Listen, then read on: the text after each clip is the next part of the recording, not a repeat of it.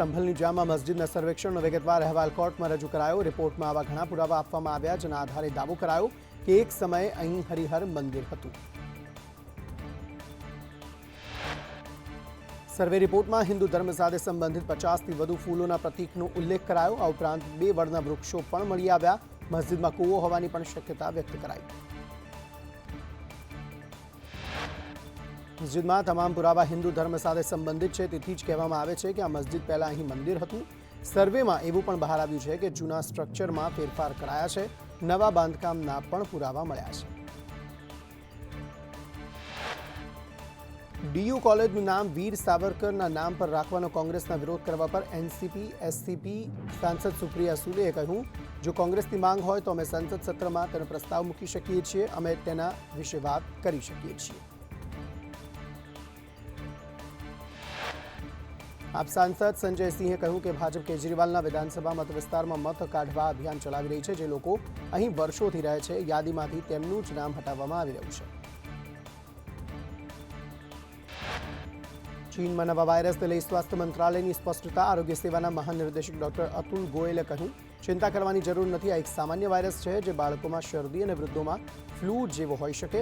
આ એક શ્વસન વાયરસ ચેપ છે જે શિયાળા દરમિયાન થાય છે।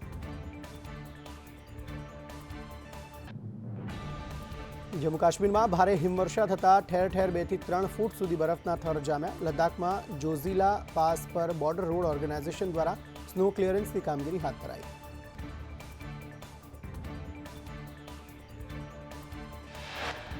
જમ્મુ કાશ્મીરમાં ભારે હિમવર્ષાને લઈ દૂર દૂરથી મોટી સંખ્યામાં પ્રવાસીઓ ઉમટ્યા। જાણે ચારે કોર બરફની ચાદર પથરાઈ હોય તેવા અદ્ભુત ડ્રોન દ્રશ્યો સામે આવ્યા।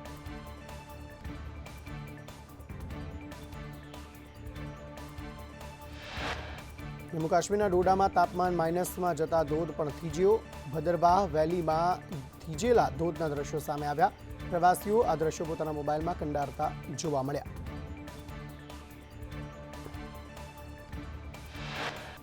દિલ્હીમાં ગાઢ ધુમ્મસ છવાયું, સાથે દિલ્હીમાં કોલ્ડ વેવની અસર પણ જોવા મળી રહી છે। દિલ્હીની સાથે ઉત્તર ભારતમાં ધુમ્મસ અને કોલ્ડ વેવની અસર।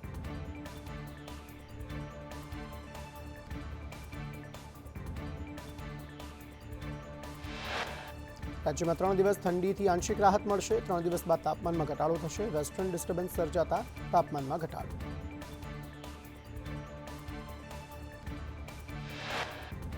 નલિયામાં 10 ડિગ્રી, ભુજમાં 13.4 ડિગ્રી તાપમાન, ગાંધીનગર 10.8 ડિગ્રી અને અમદાવાદમાં 15 ડિગ્રી તાપમાન નોંધાયું।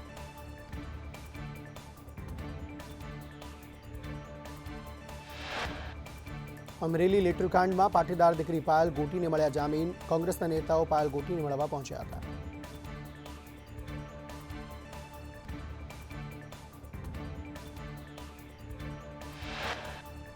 જેલ મુક્ત થતાં જ પાયલે કહ્યું, સત્યમેવ જયતે। પાયલે ગુજરાતની પ્રજાનો દિલથી આભાર માન્યો।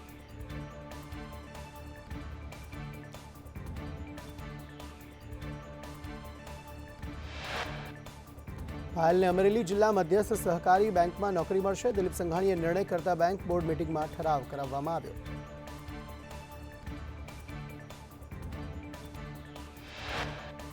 અમરેલી લેટરકાંડમાં પાયલ ગોટીની જેલ મુક્તિ। વતન વિઠ્ઠલપુર ગામમાં ઢોલ નગારા સાથે પાયલ ગોટીનું સ્વાગત કરાયું।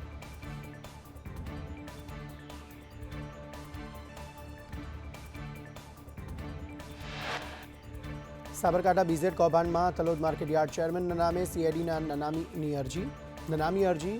ચેરમેન સંજય પટેલે બીઝેડ મારફતે કરોડોની કમાણી કર્યાના આક્ષેપ। ખેડૂતોના નામે ખોટા બિલ બનાવ્યાનો આરોપ। ખ્યાતિકાંડના કાર્તિક પટેલે મગરના આંસુ સાર્યા। વકીલ મારફતે કાર્તિક પટેલે કોર્ટમાં રજૂઆત કરી કે પીડિતોને વળતર આપવા માટે તે તૈયાર છે। કોર્ટના આદેશ મુજબ તમામ બાબતો માટે કાર્તિકે તૈયારી બતાવી।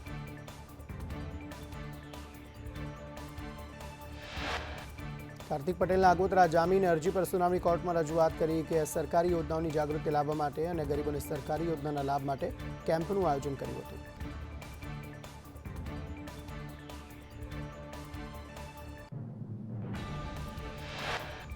બનાસકાંઠા જિલ્લા વિભાજનના વિવાદમાં સાંસદ ભરતસિંહ ડાભી મેદાને। સીએમને પત્ર લખી કાંકરેજને બનાસકાંઠા જિલ્લામાં રાખવા માંગ કરાઈ।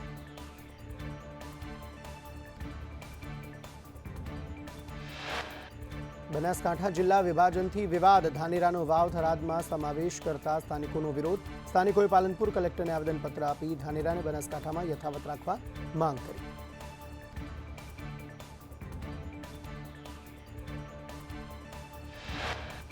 બનાસકાંઠા વિભાજન વિવાદમાં હવે ધારાસભ્યો મેદાને આવ્યા. થરા બંધમાં ધારાસભ્ય અમૃતજી ઠાકોર જોડાયા.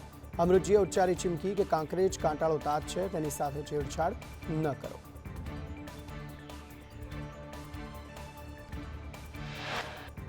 કાંકરેજ તાલુકાને બનાસકાંઠામાં રાખવાની માંગ સાથે અમૃતજીએ કહ્યું, વિરોધ કોઈ એક પક્ષ દ્વારા નથી. કાંકરેજ તાલુકાના 103 ગામનો આ વિરોધ છે. શિહોરી બાદ થરાના વેપારીઓએ વિરોધ કર્યો છે.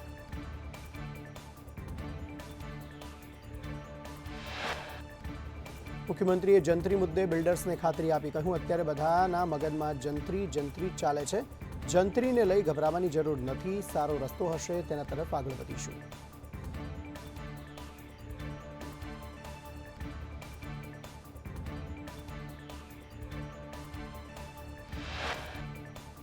એફોર્ડેબલ હાઉસિંગ મુદ્દે મુખ્યમંત્રીએ બિલ્ડર્સને ટકોર કરી. આજકાલ એફોર્ડેબલ હાઉસિંગનો મતલબ બદલાઈ ગયો. નાના મકાનો બનાવવા પર ધ્યાન રાખો.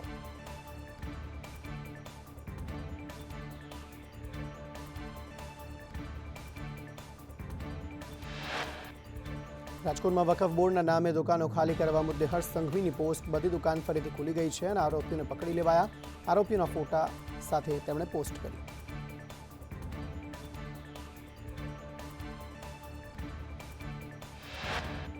રાજકોટમાં વકફ બોર્ડના નામે દુકાનો ખાલી કરવાના મામલે રિકન્સ્ટ્રક્શન આરોપીને દાણાપીઠ વિસ્તારમાં લઈ જવાયા.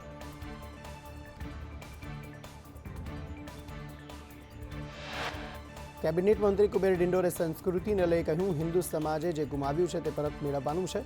જે ગુમાવ્યું છે તે મેળવવા સરકાર કટિબદ્ધ છે.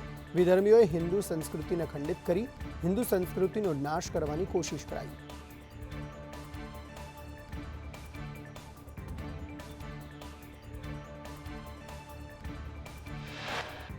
શિક્ષણ મંત્રી કુબેર ડિંડોરના નિવેદન પર કોંગ્રેસના ધારાસભ્ય અમિત ચાવડાના પ્રહાર. કહ્યું, શિક્ષણ મંત્રીએ રાજ્યમાં શિક્ષણની ચિંતા કરવી જોઈએ. સંસ્કૃતિની ચિંતા પછી કરજો. ગુજરાતમાં આજે શિક્ષણની વ્યવસ્થા ખાડે ગઈ છે.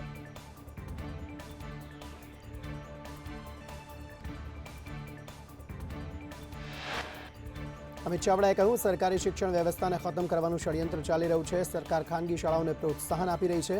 ગરીબ વર્ગના બાળકો ભણી ન શકે તેવું ષડયંત્ર રચાઈ રહ્યું છે.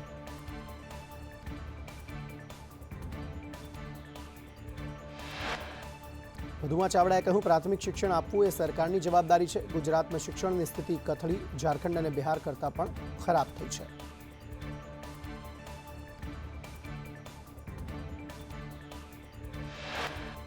રાજ્યમાં 2400 કરતાં વધુ શાળામાં માત્ર એક જ શિક્ષક છે. એક જ શિક્ષક ધોરણ 1 થી 8માં કેવી રીતે ભણાવી શકે?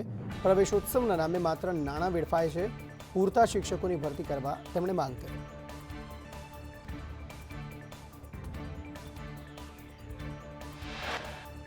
ઓબીસી જન આંદોલન સમિતિમાં કોંગ્રેસ નેતા અમિત ચાવડાએ કહ્યું, સમાજમાં જે પછાત છે તેમને સહાય આપો. આ લડાઈ કોઈ સમાજ વિરુદ્ધ નથી. પાટીદાર આંદોલન સમયે કોંગ્રેસ બિલ્લાવી હતી. ઓબીસી એસસી લઘુમતીને અન્યાય થશે નહીં, તે નહીં ચાલે.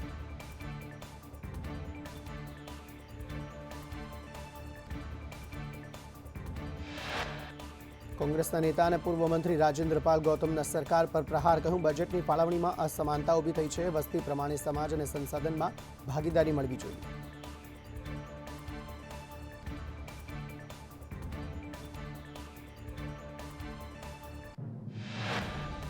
રાજેન્દ્ર પાલે કહ્યું, ગુજરાતમાં સત્તાનું કેન્દ્રીકરણ થઈ રહ્યું છે. દરેક જગ્યાએ ભેદભાવનો સામનો કરવો પડ્યો છે. ગુજરાતમાં ઓબીસી સમાજને અન્યાય થઈ રહ્યો છે. જાતિ આધારિત વસ્તી ગણતરીની માંગ કરી.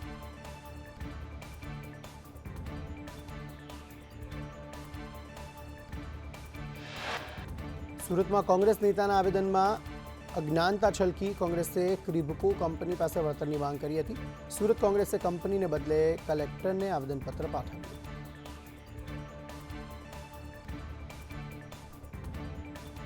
મહેસાણામાં બુટલેગરોના ત્રાસથી મહિલાઓ ત્રસ્ત. ઝૂંપડપટ્ટીમાં ખુલ્લેઆમ દારૂ વેચાતો હોવાની એસપી કચેરીમાં રજૂઆત. રમેશ માળી દારૂનું વેચાણ કરતો હોવાની રજૂઆત કરાઈ.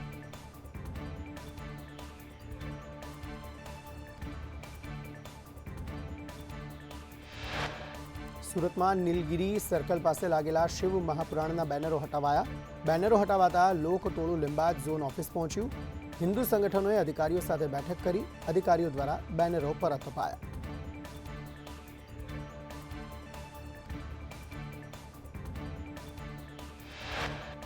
સુરેન્દ્રનગરના લીંબડી એસટી ડેપોમાં વિદ્યાર્થીઓનો હોબાળો. ચૂડા તાલુકાના રૂટની બસો બંધ રહેતા હોબાળો.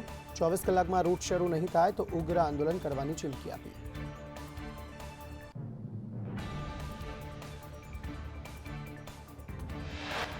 સુરત સિવિલમાં વર્ગ 4ના કર્મચારીઓ દ્વારા વિરોધ. સિવિલમાં સફાઈ કર્મચારીના નર્સિંગ સ્ટાફ દ્વારા ગેરવર્તણૂકના આક્ષેપ. મોટી સંખ્યામાં વર્ગ 4ના કર્મચારીઓએ ભેગા થઈ વિરોધ નોંધાવ્યો.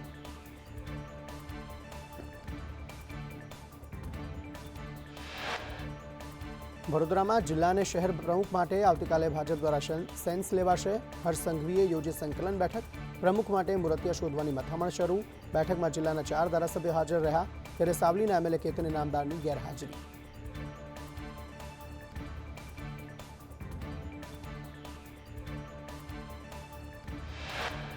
ભાવનગર સિહોરના વોર્ડ નંબર 5માં પાણી ન આવતું હોવાની ફરિયાદ. મહિલાઓએ નગરપાલિકાનો ઘેરાવ કરીને પાણી ન આવતું હોવાની ફરિયાદ કરી. અનેક રજૂઆત છતાં સમસ્યા ઠેરની ઠેર.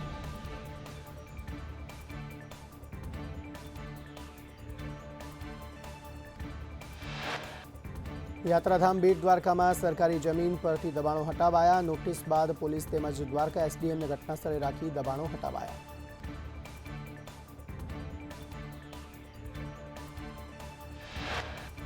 આંજણા ચૌધરી સમાજના આંજણા ધામનો શિલાન્યાસ. જમિયતપુરા પાસે બનશે આંજણા ધામ. 5 જાન્યુઆરીએ શિલાન્યાસ કાર્યક્રમ. રાજ્યપાલ મુખ્યમંત્રી હાજર રહેશે. 300 કરોડના ખર્ચે આંજણા ધામ બનશે.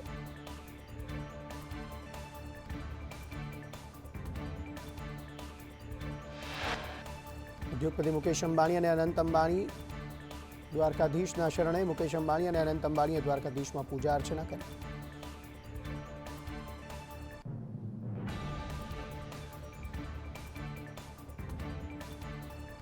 સુરેન્દ્રનગરના લખતરમાં કેનાલ ઓવરફ્લો થતાં ખેતરોમાં પાણી ફરી વળ્યા. 20થી વધુ વીઘામાં પાણી ફરી વળતા ખેડૂતોએ નર્મદા વિભાગમાં રજૂઆત કરી. જાણ કરવા છતાં અધિકારીઓ ફરક્યા પણ નહીં.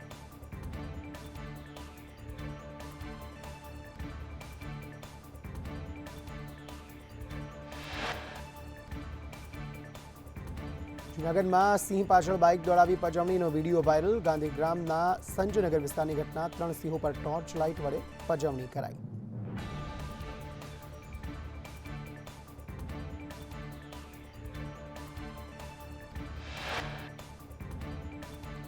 મહેસાણાના વડનગરમાં 30 વર્ષથી ઘરમાં બંધ મહિલાનું રેસ્ક્યુ કરાયું. વડનગરના સલાટપુરા વિસ્તારમાં ઘરમાં બંધ મહિલાનું સમાજ સુરક્ષા વિભાગે રેસ્ક્યુ કર્યું.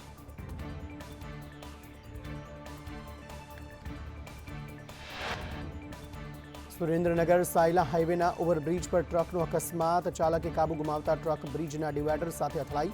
મોટા પ્રમાણમાં કોલસો ઢોળાતા સર્વિસ રોડ બંધ કરાયો.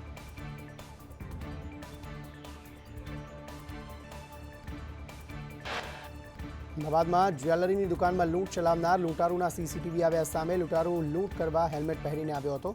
પોલીસે સીસીટીવીના આધારે આરોપીની શોધખોળ હાથ ધરી.